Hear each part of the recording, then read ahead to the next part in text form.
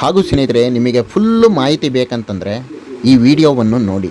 ಹಾಗೂ ಈ ವಿಡಿಯೋನ ಅತಿ ಹೆಚ್ಚು ಜನತೆಗೆ ಶೇರ್ ಮಾಡಿ. ನಮ್ಮ ಬಂಜಾರ ಸಮುದಾಯದಲ್ಲಿ ನಡೆಯುವಂಥ ವಿಶೇಷವಾದ ಹಬ್ಬ ಇದು. ಈ ಹಬ್ಬದ ಹೆಸರು ಸಿತ್ಲಾ ಹಬ್ಬ. ಕುರಿ ಕೋಳಿ ಕೊಯ್ದು ಎಂಜಾಯ್ ಮಾಡುವಂಥ ಹಬ್ಬ ಸ್ನೇಹಿತರೆ ಇದು. ಸ್ನೇಹಿತರೆ ನಮಸ್ಕಾರ, ನನ್ನ ಯೂಟ್ಯೂಬ್ ಚಾನಲಿಗೆ ಸ್ವಾಗತ.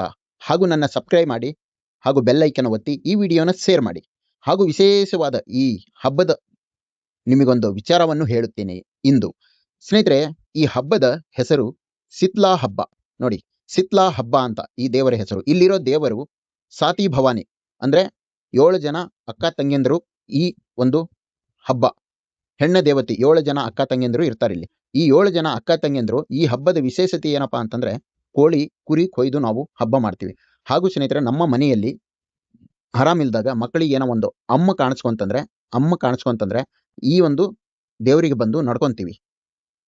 ಒಂದು ಚೆಂಬು ನೀರು ತಗೊಂಡು ಒಂದು ಉದ್ದಿನ ಕಡ್ಡಿ ತಗೊಂಡ್ಬಂದು ಈ ದೇವರಿಗೆ ನಾವು ನಡ್ಕೊಳ್ಳುವಂಥದ್ದು.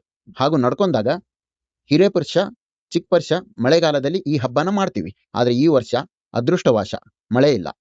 ಹಾಗೂ ಸ್ನೇಹಿತರೆ, ಈ ಬರಗಾಲದಲ್ಲೂ ಕೂಡ ಈ ಹಬ್ಬನೂ ನಾವು ಮಾಡ್ತೀವಿ. ಹಾಗೂ ಅಲ್ಲಿ ಏನು ಕಟ್ಟಿಗೆಗಳು ಕಾಣಿಸ್ತಾವಲ್ಲ, ರಾಮದಂಡ ಅಂತ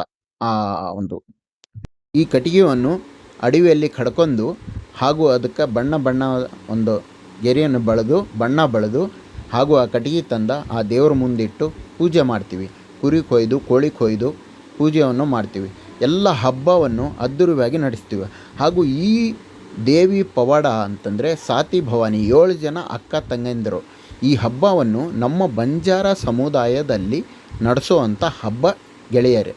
ಈ ಹಬ್ಬ ಭಾಳ ಅದ್ದೂರಿಯಾಗಿ ನಡೆಸ್ತೀವಿ. ಹಾಗೂ ಸುತ್ತಮುತ್ತ ಪ್ರತಿಯೊಂದು ತಾಂಡದಲ್ಲಿ ನಡೆಯುವಂಥ ಹಬ್ಬ, ಬಂಜಾರ ಸಮುದಾಯದ ಜನಗಳಲ್ಲಿ ನಡೆಯುವಂಥ ಹಬ್ಬ ಗೆಳೆಯರೇ ಇದು.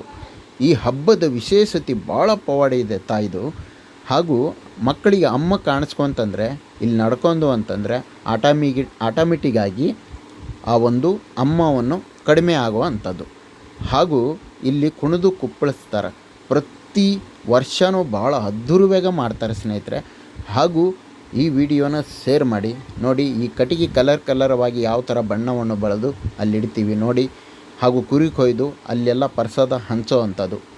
ಹಾಗೂ ಸ್ನೇಹಿತರೆ, ಈ ಹಬ್ಬದ ವಿಶೇಷತೆ ಭಾಳಷ್ಟು ದೊಡ್ಡದಿದೆ ನಮ್ಮ ಬಂಜಾರ ಸಮುದಾಯದಲ್ಲಿ ಅಂತಂದರೆ. ಭಾಳ ಕುಣಿದು ಕುಪ್ಪಳಿಸಿ ನಡೆಸೋವಂಥ ಹಬ್ಬ ಇದು. ನೋಡಿ, ಅದ್ಭುತವಾಗಿದೆ ಮಾತ್ರ. ಅಲ್ಲಿ ಒಂದು ಬೇವಿನ ಮರ ಇತ್ತು. ಬೇವಿನ ಮರ ಆ ಮಳೆಗಾಲದಲ್ಲಿ ಸಿಕ್ಕಾಬಟ್ಟೆ ಗಾಳಿ ಧೂಳಿ ಬಂದು ಬಿದ್ದಿರೋ ಅಂಥದ್ದು ನೋಡಿ. ಈಗ ಇಷ್ಟೇ, ಇನ್ನು ನೆಕ್ಸ್ಟ್ ಬೇವಿನ ಮರವನ್ನು ಬೆಳೆಸೋ ಪ್ರಯತ್ನವನ್ನು ಮಾಡ್ತಾರೆ ನಮ್ಮೂರಿನ ಹಿರಿಯರು. ಹಾಗೂ ಸ್ನೇಹಿತರೆ, ಇದು ಈ ಹಬ್ಬದ ಪವಾಡ ಭಾಳ ದೊಡ್ಡದಿದೆ. ನಮ್ಮ ಬಂಜಾರ ಹೆಣ್ಣುಮಕ್ಕಳು ಅದಗತಿಗೆ ಭಾಳಷ್ಟು ಕುಣಿದು ಕುಪ್ಪಳಿಸಿ ಅಷ್ಟು ಚೆನ್ನಾಗಿ